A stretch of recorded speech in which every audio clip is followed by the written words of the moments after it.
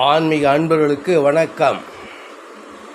நாம் தினமும் ஆன்மீகத்தை பற்றியே பேசிக்கொண்டிருக்கிறோம். இன்று நாம் இந்த தியானத்தை பற்றி சிறிது விளக்கமாக அறியலாம். தியானம் என்பது ஓய்வாக இருப்பது, உடலாலும் மனதாலும் ஒன்றுமே செய்யாமல் ஓய்வாக இருப்பது. உடல் அளவில் எல்லோருமே இருக்கலாம், மனதளவில் இருக்க முடியுமா? அதுதான் முயற்சி. அதுதான் எல்லா மதங்களினுடைய சாராம்சம். மனதை எப்படி நிறுத்துவது? மனதை அடக்க முடியாது. அடக்க அதுக்கு ஆற்றல் அதிகமாகும். ஆகினால் அதை மறந்துவிடுங்கள். மனதை புரிந்து கொண்டால் அது நமக்கு அடிமையாகி விடுகிறது, நம்முடைய வேலைக்காரனாகி விடுகிறது.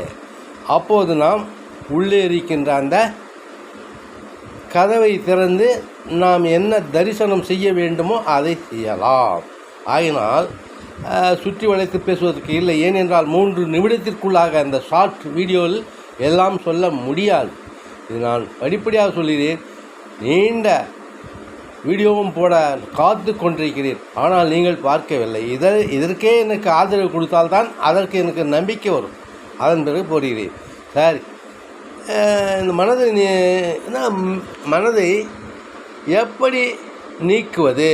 அதாவது மிகவும் சுலபமான வழி. எத்தனையோ வழிகளை சொல்லியிருக்கிறார்கள், ஆனால் நாம் தேர்ந்தெடுத்த வழிமுறைகள் சாதாரண மக்களுக்கு உகந்தது. அதை ஒன்றும் செய்யக்கூடாது. நீங்கள் ஒரு சாட்சியாக நின்று பார்த்து கொண்டிருக்க வேண்டும். மனதில் ஓடுகின்ற அந்த எண்ணங்களை, மனது எப்பப்பாரு ஓடிக்கொண்டே இருக்கும், வருவதும் போதுமாக இருக்கும் எண்ணங்கள். அந்த எண்ணங்களை நமக்கும் அதற்கும் எந்த சம்பந்தம் இல்லை என்று ஒரு சாட்சியாக நின்று பார்க்க வேண்டும். அப்படி பார்க்க அந்த எண்ணத்தினுடைய வலிமை குறைந்து கொஞ்சம் கொஞ்சமாக எண்ண ஓட்டங்கள் குறைய ஆரம்பிக்கும். அது ஆரம்ப கட்டம்தான். கடைசியில் ஒரு கட்டத்திலே எண்ணங்களே இல்லாத ஒரு நிலை உண்டாகும்.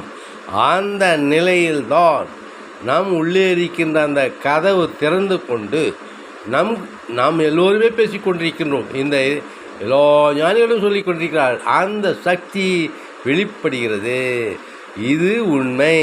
இதை நான் உங்களுக்கு தெளிவாக பெரிய வீடியோவில் லாங் வீடியோவில் நான் சொல்ல காத்து கொண்டிருக்கிறேன். இதற்கு எனக்கு ஆதரவு தருங்கள். அதாவது லைக் செய்து சப்ஸ்கிரைப் பண்ணால்தான் அது எனக்கு நம்பிக்கை வரும்.